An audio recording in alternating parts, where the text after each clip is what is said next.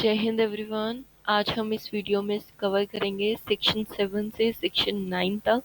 हमारा chapter number 1 दिया हुआ है जो हमारा इंडियन कॉन्ट्रैक्ट एक्ट 1872 इसमें कवर हो जाएगा। आपसे लास्ट वीडियो में मैंने एक क्वेश्चन पूछा था कि द इंडियन कॉन्ट्रैक्ट एक्ट जो है 1872 का कौन से नंबर का एक्ट है, तो वो एक्ट नंबर 9 ऑफ 1872 है।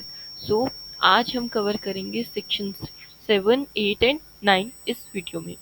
सेक्शन 7 है acceptance must be absolute. Acceptance क्या होनी चाहिए? एब्सोल्यूट होनी चाहिए, पक्की होनी चाहिए।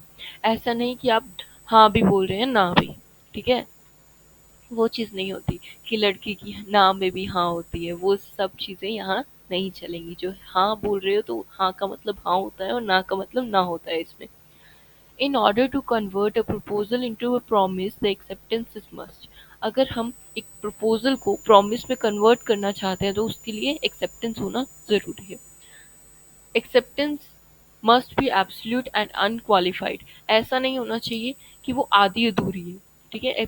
हाँ तो हाँ, ट्रूथ सच है तो वो पूरा सच होना चाहिए, ठीक है। अनक्वालिफाइड नहीं होना चाहिए, मतलब हाँ भी और ना भी, ऐसा कुछ नहीं होना चाहिए। Be expressed in some usual and reasonable manner. Usual manner में होना चाहिए कि हाँ हम नॉर्मली जैसे बात करें तो वो यूजुअल मैनर भी चलेगा, और रीजनेबल मैनर कि हाँ अगर हम लेटर से बात कर रहे हैं और हमारे पास ऑफर लेटर से आया था, और रीजनेबल मैनर क्या होगा कि हम उससे रिप्लाई भी लेटर से करें। मेल आया है तो हम उससे रिप्लाई भी मेल से करें, दैट इज रीजनेबल मैनर होगा। Unless the proposal prescribes the manner in which it is to be accepted। जब तक यूजुअल एंड रीजनेबल मैनर, कब तक? जब तक प्रपोजल में प्रॉमिस प्रपोजल में ही नहीं लिखा होता कि कौन से आपको मीडियम से क्या एक्सेप्ट करना है।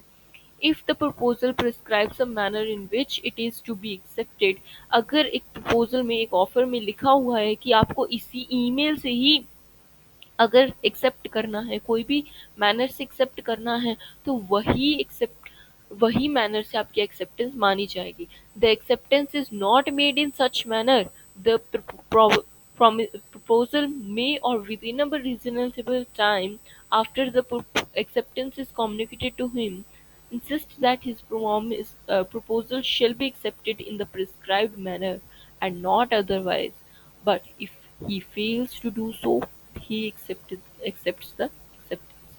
इसमें ये बताया गया है कि जो मान लो हमने ईमेल से हमें उसमें लिख के भेजा कि हमें ईमेल से रिप्लाई चाहिए, ठीक है, एक्सेप्टेंस ईमेल से चाहिए।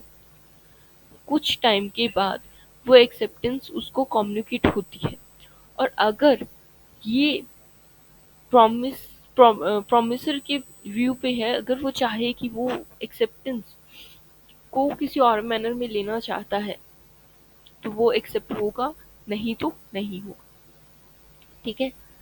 So this is it in the section number 7, that is acceptance must be absolute. Section number 8 में दिया गया है एक्सेप्टेंस बाय परफॉर्मिंग कंडीशंस और रिसीविंग कंसिडरेशन। एक्सेप्ट कर रहे हैं, कुछ कर कर ही हम एक्सेप्ट कर रहे हैं, लाइक हम हाथ मिलाते हैं, ठीक है, तो वो क्या है? एक्सेप्ट मतलब, और सामने वाला भी क्या करता है? आपसे हाथ मिला लेता है, ठीक है, तो वे क्या हुआ? परफॉर्मेंस से, परफॉर्मिंग कंडीशन से क्या हो गया? एक्सेप्टेंस हो गया। और receiving consideration, performance of the conditions of a proposal or the acceptance of any consideration for a reciprocal promise which may be proposed with the proposal is an acceptance of the proposal। इसमें बताया गया, अगर हमें consideration, अगर मैंने आपको एक pen cell करने की बात की और आपने मुझे 5 रुपए का नोट निकाल के दे दिया और मैंने अब ले लिया, तो ये क्या हो गया? कंसिडरेशन का भी, और मैंने आपको पेन दे दिया, इसमें क्या हो गया? कंसिडरेशन अगर मुझे मिल गया तो वो क्या होगा? वो भी एक्सेप्टेंस माना जाएगा। ये हमारी सेक्शन नंबर 8 में दिया गया है। आप ये चीज देख रहे होंगे कि हमने जो भी सेक्शंस कवर किए हैं वो क्या है? स्टेप बाय स्टेप है। सेक्शन 1 में लाइक हमारा शॉर्ट टाइटल था, ठीक है, फिर इंटरप्रिएशन क्लोज था, सारे टर्म्स को बताया गया। फिर इसमें हमारे चैप्टर 1 में क्या, प्रपोजल को उठाया गया सबसे पहला, जो हमारा टर्म था उसे बताया गया, उसका कम्युनिकेशन एक्सेप्टेंस रिवोकेशन के बारे में बताया गया। ठीक है, उसमें फिर हमें सेक्शन 3 में बताया गया कम्युनिकेशन एक्सेप्टेंस और रिवोकेशन प्रपोजल्स का कैसे होगा, फिर ये कम्युनिकेशन कंप्लीट कब माना जाएगा। ठीक है, और जो हमारा फिफ्थ सेक्शन था उसमें रिवोकेशन वापस कैसे लिया जाएगा, एक्सेप्ट प्रपोजल और एक्सेप्टेंसेस, और रिवोकेशन कैसे किया जाएगा, ये सब पढ़ा हमने सेक्शन नंबर 6 में।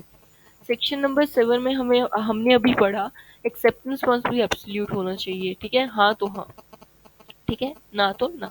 तो वो चीज़ हमने सेक्शन नंबर 7 में पढ़ी। सेक्शन नंबर 8 में पढ़ा कि एक्सेप्टेंस सिर्फ ज़रूरी नहीं आप बोलें या आपको लिख के दें कि हाँ है मेरी, अगर आप वो काम करते हैं, अगर आपने वो काम कर लिया तब भी वो एक्सेप्टेंस मानी जाएगी। ठीक है, so this is the thing. अगर सेक्शन नंबर, अब हम पढ़ेंगे सेक्शन नंबर 9। सेक्शन नंबर 9 में बताया गया प्रोमिसेस के बारे में। प्रोमिसेस दो टाइप के होते हैं, एक्सप्रेस और इम्प्लाइड। एक्सप्रेस कौन से होते हैं, इन so far as the proposal और the acceptance of any promise is made in words। अगर सीधे सी बात है, अगर वर्ड्स में हमें लिख के दिया गया है, लिखा गया है या बोला गया है, वो क्या एक्सप्रेस किया है हमने, एक्सप्रेस्ड। ठीक है, एक्सप्रेस प्रोमिसेस प्रॉमिस है। In so far as such proposal or acceptance is made otherwise in otherwise in words, the proposal promise is said to be implied। इसमें क्या बताया गया है, अगर प्रॉमिस हमें किया गया है विदाउट वर्ड्स, लैंग्वेज को ध्यान से देखिए, otherwise then in words, words के बजाय, तो उसे क्या बोलेंगे, इम्प्लाइड। ठीक है, इम्प्लाइड बोला जाएगा, जैसे कोई एक्सप्रेशन देते हैं, ठीक है, या फिर हम कोई साइन देते हैं कि हमने वो मान लिया। ठीक है, दैट इज प्रॉमिस। सो हमने इस वीडियो में क्या कवर किया, सेक्शन 7, 8 और 9 कवर किया, और हल्का सा हमने पीछे भी देखा क्या क्या हमने अभी तक कवर किया था। नेक्स्ट वीडियो में आपको सबसे इम्पॉर्टेंट सेक्शन कवर करेंगे हम, सेक्शन नंबर 10। सेक्शन नंबर 10 जो है वो सबसे इम्पॉर्टेंट है।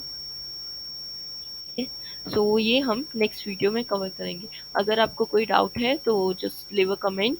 ठीक है, आई विल गेट इट